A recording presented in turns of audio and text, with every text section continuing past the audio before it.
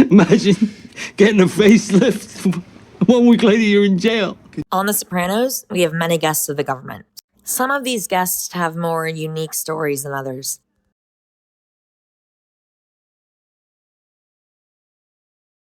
Corrado Soprano, FBI. Are you Lawrence Barese? Oh, what the f...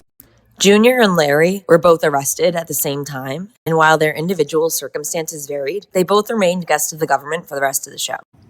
Only Larry's got a trial coming up. He's in no position to go into the unknown not known. To be fair, Junior liked to get out of house arrest by getting permission to go to funerals, while Larry seemed to take the whole house arrest thing as more guidance rather than a requirement. It means that you must remain in your primary residence and cannot leave, except for doctor's appointments. What they can do is go after a juror. Problem solved, right? Well, no, because Junior's dementia is worsening and they still are going to do a retrial. The poor guy had a stroke, you believe it? He's younger than me. Malvoin? They'll have to postpone my retrial. No shit. But that retrial doesn't happen after Junior shoots Tony in the season 6 premiere and is then institutionalized in mental facilities. With all due respect to the state's medical facilities, in his condition, Mr. Soprano has every right to pursue the best possible medical care that he can afford. You heard me. Larry told him J.A. was solely responsible for the death of a certain African-American person. Oh, it's true. Even De Niro, the girl told me. The script girl. Lorenzo Barese. Hey, how you doing, my friend? You getting enough to eat? Brian Raleigh, U.S. Marshals Service. Terms of your bail confine you to your home, sir. As a longtime guest of the government by that point, you can still do things to help other guys not become guests of the government, and it helps when it's your boss. Meet Febby Petrulio. Perhaps Febby should have traveled a little further away than Maine. Hey, I'm not sure, but I think I just saw Fabian Petrulio. Refresh my memory. What's he, before your time? Made guy. He flipped about 10 years ago when he got busted for peddling H. That fuck took out a lot of people. A lot of people from our outfit. He went into the witness protection program, then they kicked him out.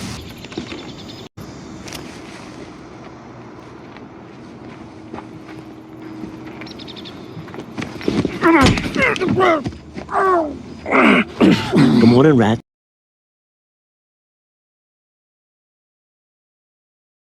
Not just financially either. Jimmy Petrille. Yep, that sweet old guy who you barely notice when he's there, but he definitely paid attention on his end. All right, that's enough. Philly, why don't you go have a drink? Don't tell me what to do, Jimmy. Now, we know that Jimmy Petrille didn't have to testify, at least not against Johnny Sack, but what did he actually end up doing? I assume he went into witness protection, the real witness protection, not the Bermuda Triangle of Richie Aprile kind, but we don't hear anything about Jimmy really after the Johnny Sack arrest and Tony's conversation with Neil Mink. But let's talk about the whole Tony and Carlo thing for a bit.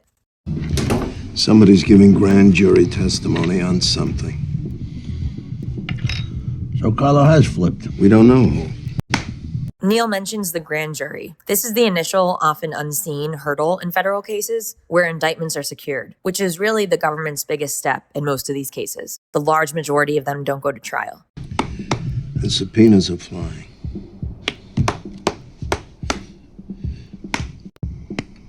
My hunch, 80 to 90% chance you'll be indicted.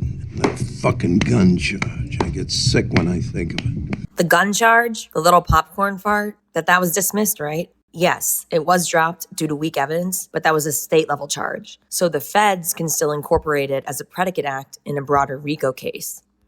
Plus interstate fraud.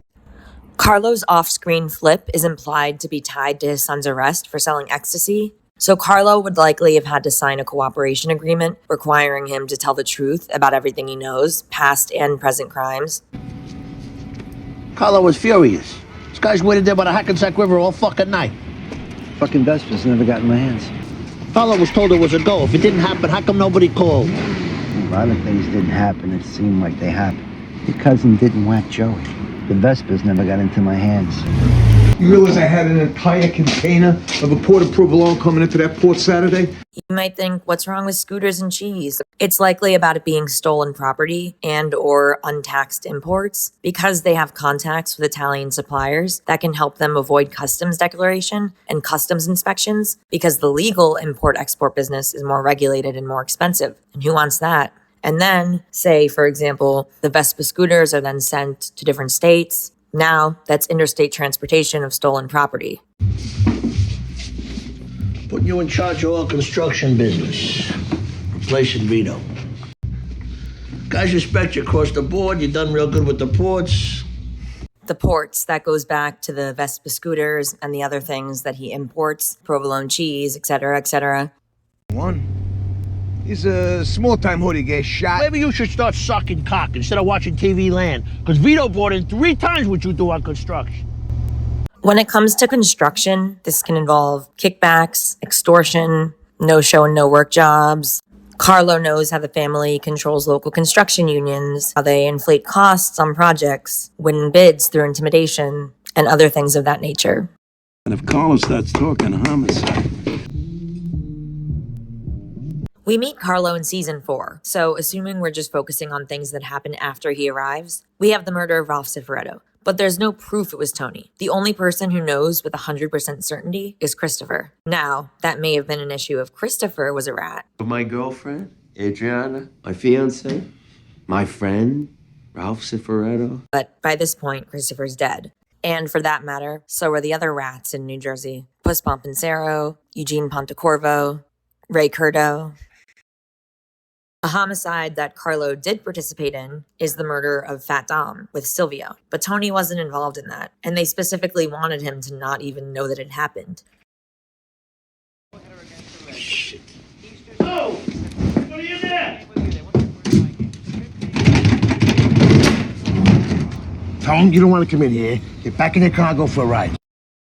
What about other murders at or around the end that Carlo may know about? I doubt they ever told him exactly what happened to Adriana, but even if they did, that was Sil, not Tony. As for Vito, Carlo was the one who suggested going after him in the first place, and it was the Lupertazzi family that killed Vito. Bert, that was also Sil, and Sil by himself, not with Tony's involvement or suggestion. So, in terms of homicide, sure, there's a lot Tony could be worried about because he has been involved in a lot of homicides.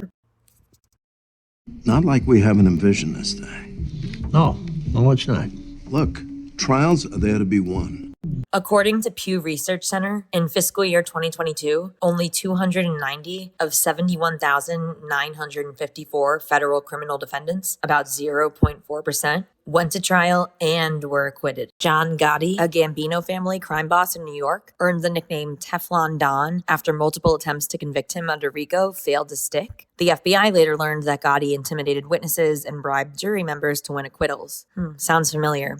In 1992, thanks in large part to testimony from Sammy the Bull Gravano, jurors convicted Gotti for the murder of his former boss, Paul Castellano, plus 12 other crimes, and he died in prison in 2002. Fucking thing.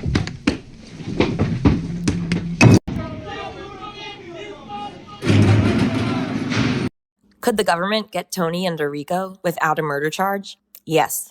So what happens to Tony without murder charges? If Carlo's testimony only covered construction scams, extortion, illegal gambling, no-show jobs, money laundering. So when it comes to the outcome of this whole thing, assuming the government indicts Tony based in part on information that Carlo gives them, would Carlo really take the stand against Tony? I imagine Carlo's hoping that Tony would do what Johnny Sack did and plead guilty, avoiding the need for trial. But maybe Tony would want to go to trial. I mean, Neil said trials are there to be won, so Neil's clearly not against trial under any circumstances.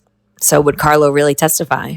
Would Tony really take it all the way to trial? He gave them gambling, homicides, trafficking, 18 fucking years worth. It's a major crep lock, my friend. With Johnny Sack, the government apparently had evidence to get Johnny on conspiracy to commit murder, in addition to the other charges. Johnny's lawyer wanted the plea agreement to be 12 years in prison, not 15, but they took 15 in lieu of going to trial and possibly ending up with a life sentence. Now, what factors does Tony have to weigh in these circumstances?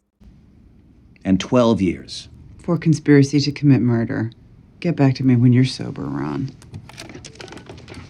What do you think Tony would have done? And what would have happened? Thanks for watching. I hope you enjoyed this latest video, and I'd love to hear from you.